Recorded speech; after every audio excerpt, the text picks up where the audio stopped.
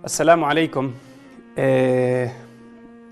Una de las maravillas del paraíso de Ramadán es la alegría que se siente durante todo el mes. Es una alegría especial, una alegría sin igual,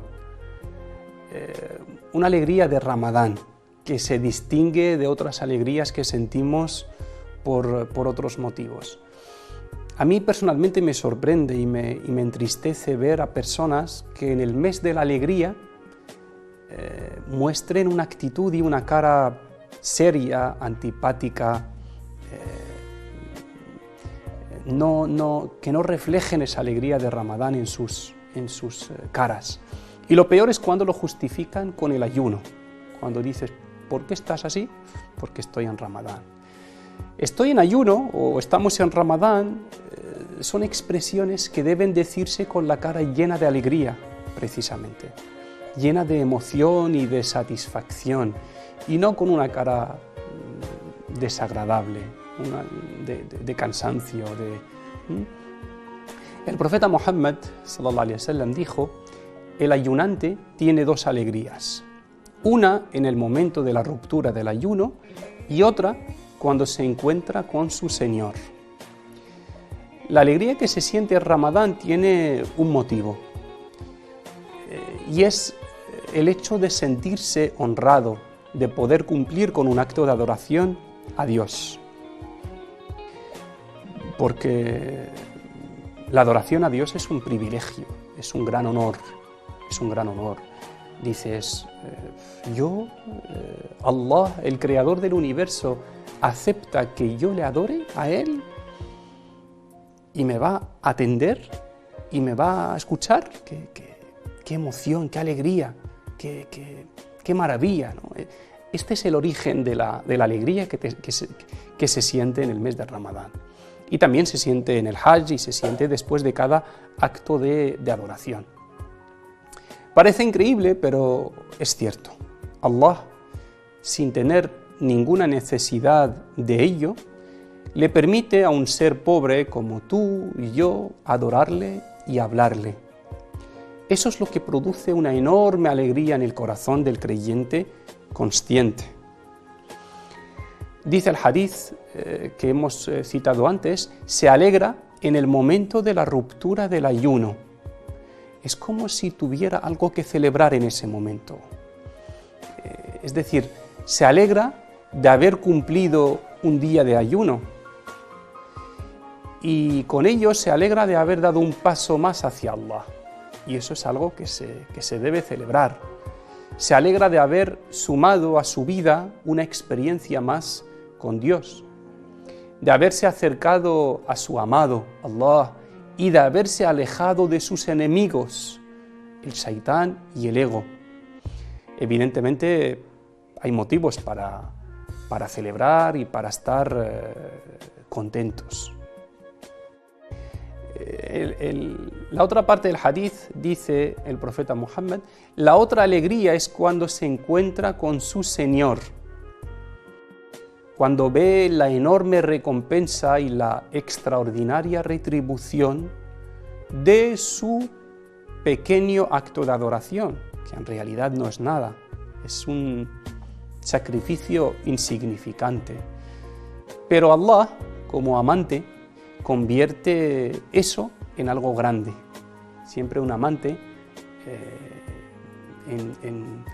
engrandece las obras, las cosas, los sacrificios que haga, los pequeños gestos incluso que haga su amado. En realidad, un acto de adoración es un don de Allah y es un regalo de Allah que no necesita ninguna recompensa. Todo esto es por la generosidad de Allah. Cuando hablamos de recompensa del ayuno, recompensa de la oración, eso es pura generosidad de Allah. Los actos de adoración no necesitan ninguna recompensa. La recompensa en sí es el acto de adoración, es que te permita adorarle y te admita a ti para adorarle. Todo esto que hemos dicho convierte la alegría de Ramadán en una alegría especial e indescriptible.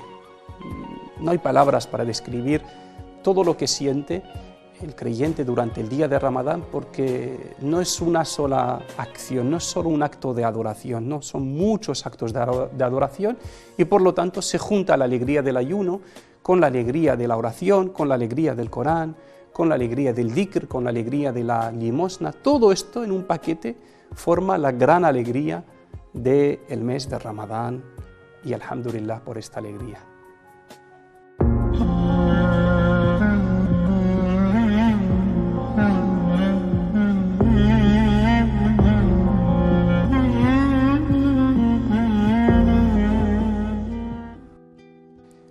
El Corán para nuestras almas es como la lluvia para la tierra.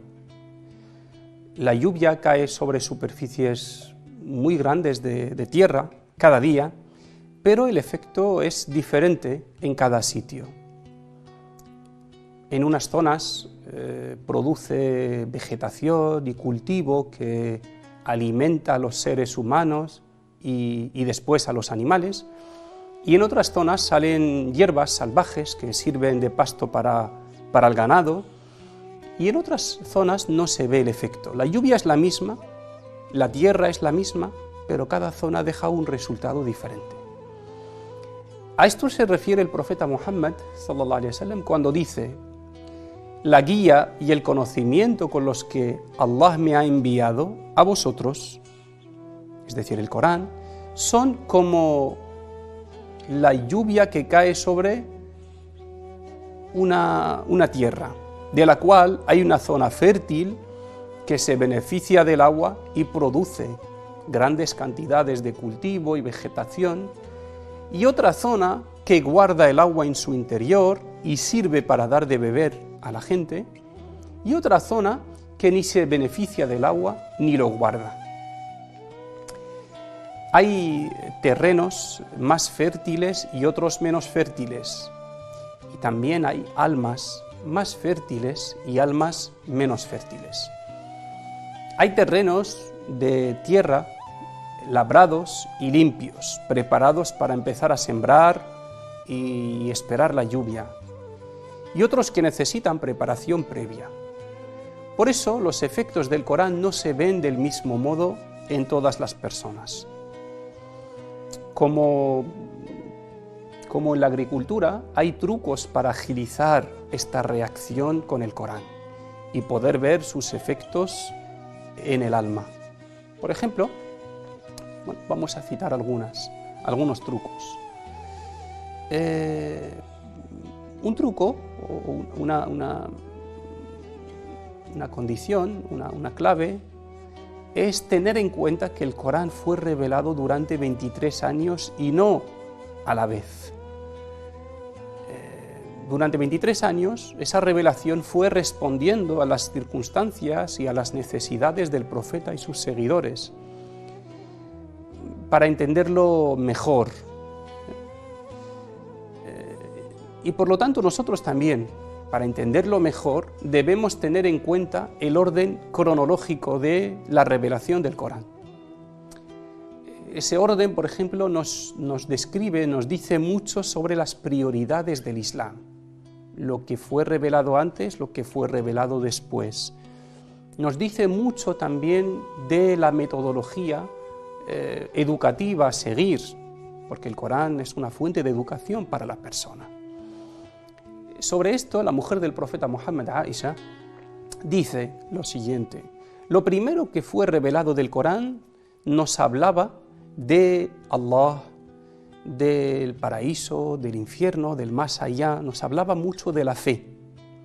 Y más tarde, llegaron las normas, la parte normativa del Corán, de obligaciones y prohibiciones. Estas dos etapas se distinguen por la etapa de Meca, 13 años, y la etapa de Medina, 10 años. Durante la primera etapa en Meca, antes de la emigración, casi todo lo que iba descendiendo del Corán inculcaba la fe en las personas, les corregía el concepto que tenían de Dios, de la creación del universo, del más allá. Y cuando llegó el momento que tenían ya una fe firme, preparada para llevar a la práctica, entonces llegaron las normas los mandamientos. La mujer del profeta, Aisha, continúa diciendo, si desde el principio, es decir, desde el primer momento, Dios hubiera ordenado a la gente de dejar ciertas cosas, como el alcohol, como la fornicación, como la usura, dice, si Allah hubiera ordenado desde el principio estas cosas, la gente no hubiera respondido. Pues esta metodología y este orden hay que tenerlo en cuenta cuando leemos el Corán. Conviene saber en qué época fue revelada esta sura o esta página que estamos leyendo para situarnos en el momento. También es importante vincular la lectura del Corán con los objetivos del Corán, que hemos ya mencionado antes en este programa. Los grandes objetivos del Corán. Para no perdernos en algún detalle, el Corán habla de muchos detalles, de muchos temas, de muchos campos, pero si yo sé que todo esto es para construir a la personalidad musulmana, todo esto es para reforzar unos valores, todo esto es para un proyecto, entonces termino creando vínculos, ir pasando del verso al conjunto y viceversa. Esto es como cuando un albañil lee un plano para construir. El albañil sabe que tiene en sus manos un plano de construcción para construir un edificio final que puede que haya visto antes o puede que no, pero se lo imagina, ¿no? Pues así es como cuando leemos el Corán nos imaginamos la imagen de la personalidad musulmana que el Corán quiere construir. Y no nos salimos de ahí, Y nos preguntamos en cada aya que leemos y en cada sura, ¿esto qué aporta a esa personalidad? ¿Qué aporta? ¿En qué la mejora? ¿En qué la perfecciona? ¿Vale? Otra clave importante es que cada sura tiene una temática general y una estructura formada por unidades pedagógicas. Cada capítulo del Corán tiene un hilo conductor, tiene un mismo denominador. Generalmente suele tener que ver con el nombre de la sura, Hay suras que hablan de la familia, por ejemplo, otra sura que habla de la conducta, de la educación, otras suras hablan de la personalidad, la educación y así. Entonces, intentar, cuando estemos leyendo una sura del Corán, antes de leer una sura, volver a la sura y leer algo sobre el objetivo de la sura, la temática general de la sura. Eso ayuda mucho a profundizar en la comprensión de la sura que estemos leyendo. Otra cosa también es que cada verso, cada aya del Corán tiene relación con la anterior y con la posterior. Si estoy leyendo algo y no lo entiendo, vuelvo 2 o 3 ayat atrás, leo y sigo 2 o 3 ayat y termino de tener la imagen más completa y una secuencia en el relato del Corán. También es importante buscar los motivos y las circunstancias de revelación. Cuando estoy leyendo una aya, una sura del Corán, unos versos, para entenderlos mejor, para situarlos, para saber también cómo ponerlos en práctica, estaría bien recurrir a un libro que me indique estos versos, en qué circunstancias fueron revelados, qué ocurrió para que fuesen reveladas, para que Allah se dirigiese al profeta Muhammad con esto, qué pasó antes. Cada aya tiene su cuándo, por qué, cómo, y conociendo todos estos datos, podemos entender mucho mejor el Corán, y si lo entendemos mucho mejor podemos profundizar mucho más en la reflexión. Otra clave importante, otro truco importante para sacarle provecho al Corán es tener la sensación de estar delante de un maestro, ¿no? Estar delante del Corán como un discípulo ante su maestro, de alguien dispuesto a absorber y aprender humildemente. Y también estar delante del Corán como un soldado ante su sargento, dispuesto a cumplir, dispuesto a no leer por capricho, sino leer para poner en práctica. Y es importante ir poniendo en práctica lo que se aprende del Corán, poco a poco, poco a poco. Si yo leo algo en el Corán y saco una conclusión clara y la llego a comprobar por los libros de interpretación y tal, para ser un buen discípulo tengo que llevarlo a la práctica para que el Corán me permita, para que Allah me permita ver otros horizontes en el Corán. Y una persona que se deja educar por el Corán está siempre en buenas manos, en las mejores manos. Y tiene que sentir eso como responsabilidad también, la responsabilidad de quien se está guiando por el Corán. Se dice que un gran sabio, el Imam Ahmad, estaba con sus alumnos y apareció un hombre que estuvo un buen rato insultándole al Imam Ahmad. El Imam Ahmad se quedó sin decir nada, hasta que sus alumnos le dijeron: ¿no le vas a contestar a este hombre que te está insultando? Y el Imam Ahmad les contestó: si le contesto, entonces ¿dónde está el Corán? ¿Dónde está el Corán? ¿De qué sirve que yo esté enseñando el Corán o aprendiendo el Corán? ¿De qué sirve entonces si no hay una diferencia en la conducta, en el vocabulario, en la forma de ser, entre una persona que se educa con el Corán y una persona que no? Y entonces les leyó una aya del Corán que dice: los siervos del misericordioso son los que caminan por la tierra humildemente, y cuando los ignorantes les dirigen la palabra, contestan salam, paz. Es decir, les recordó que cuando uno lee el Corán, cuando uno quiere tener una experiencia cercana con el Corán, tiene que recordar en todo momento que su fuente de valores es el Corán y no dejarse llevar por las provocaciones, ¿no? Así que bueno, pedimos a Allah que inunda nuestros corazones con la lluvia del Corán, que hay mucha necesidad, hay mucha sequía. Amén.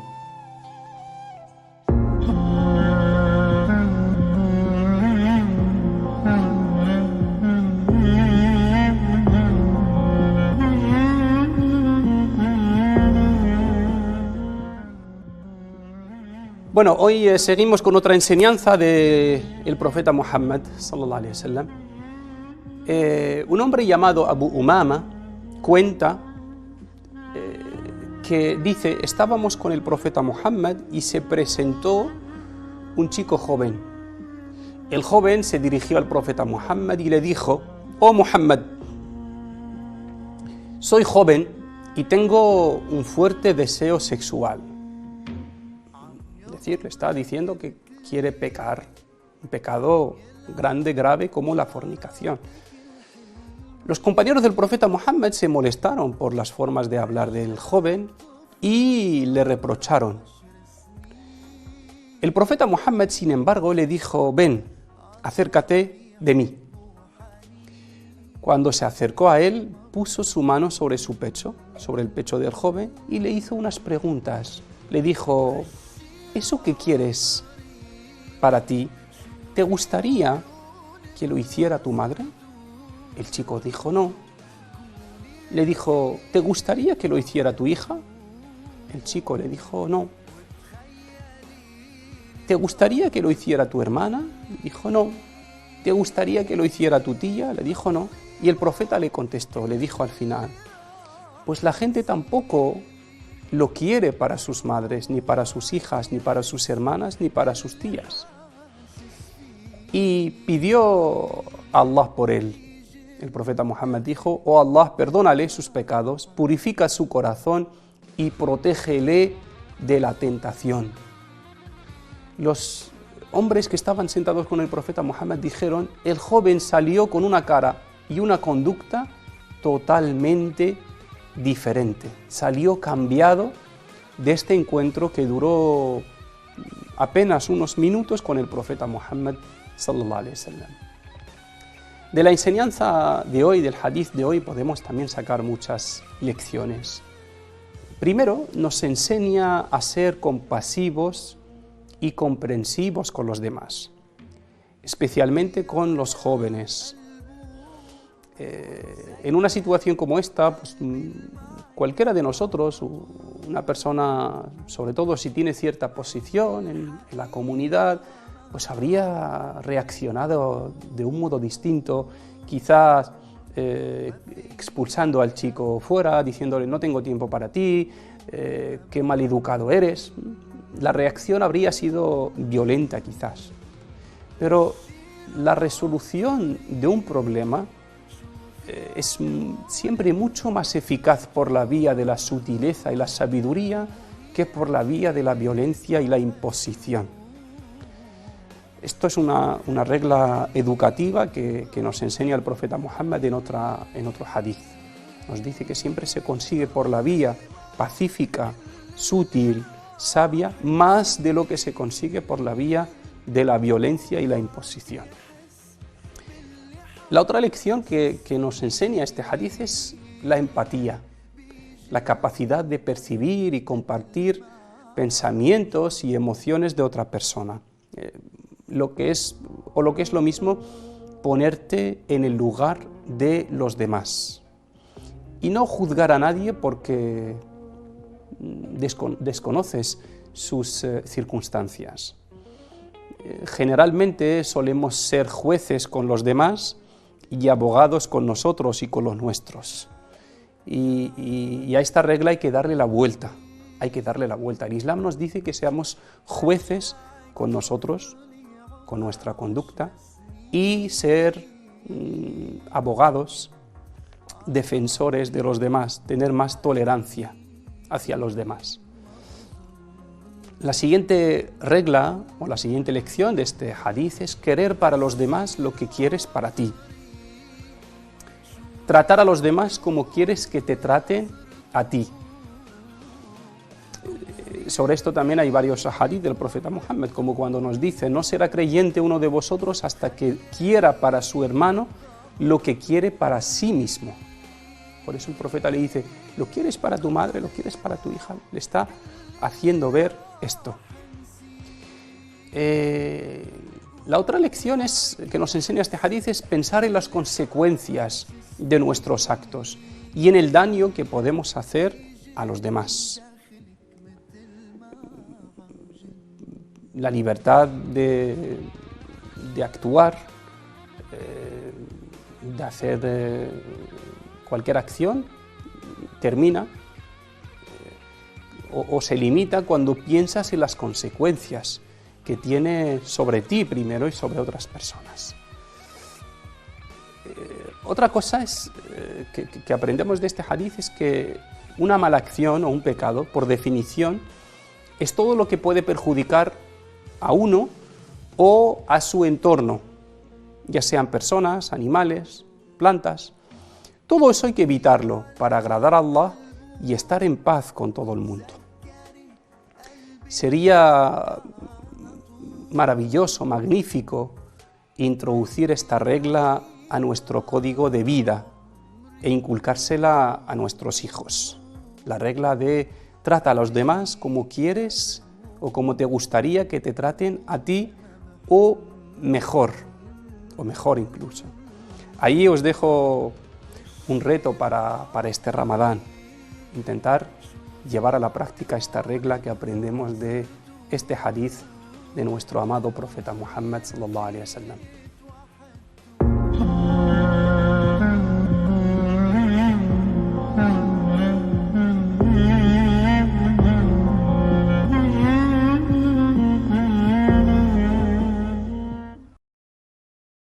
La pregunta de hoy dice: ¿qué cosas no invalidan el ayuno?